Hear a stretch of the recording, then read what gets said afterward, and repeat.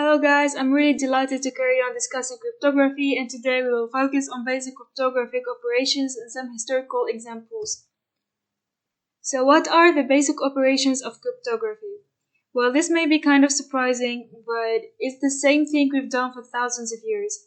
Even the modern crypto systems rely on two things: substitution and transposition. Substitution, for example, is where I just replace one value for another. So let's look at a historical example of that. Julius Caesar had a cipher that ironically was known as the Caesar cipher. And all he did was when he sent an encrypted message, he shifted the alphabet by 3 locations. So that was an A, now become D, and that shifting of the alphabet meant we substituted every A with D. The idea behind this was that it gave us a way to mask the message, so a person couldn't easily read it unless they knew the key to shift it back by 3 places.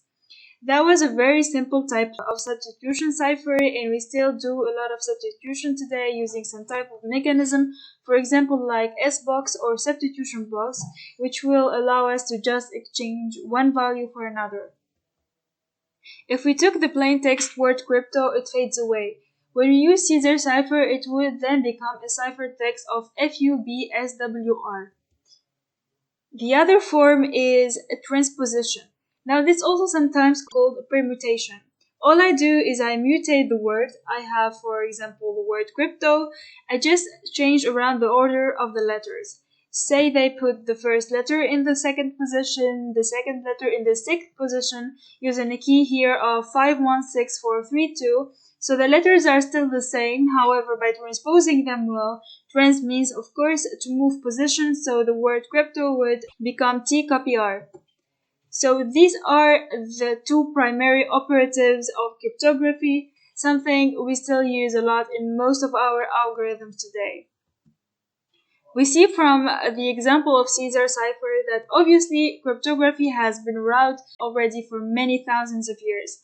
But we have evidence of cryptography even long before then. We have examples of cryptography from ancient Egypt, where we've been able to read a lot of hieroglyphic messages for a quite number of years, but some of the messages that we found were not readable, and what had happened was that the scribe has used a type of substitution cipher, maybe to make the message more mysterious, but this is a very old example, and of course 4,000 years ago, doing some cryptography.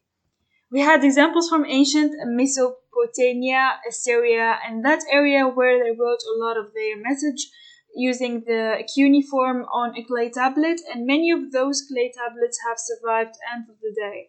But on one of them especially, the message didn't make sense. But when they cracked the cipher and figured what it was then the formula for dyeing material or dyeing textile. So it's believed that that's one of the first examples we have of trying to protect intellectual property by using a substitution cipher. We have also the Greek city of Sparta. It has a way of encrypting messages by writing it on parchment. Of course, parchment was leather or animal skin, and you have a very thin stripe of parchment that you drop around the road, and then you write the message on that parchment.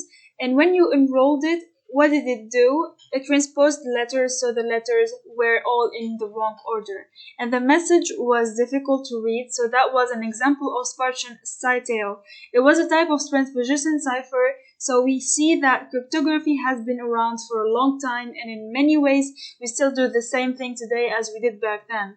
And we do it just a bit faster. I hope you enjoyed this video. Don't forget to hit the bell for more interesting content, and thanks for watching. See you next time.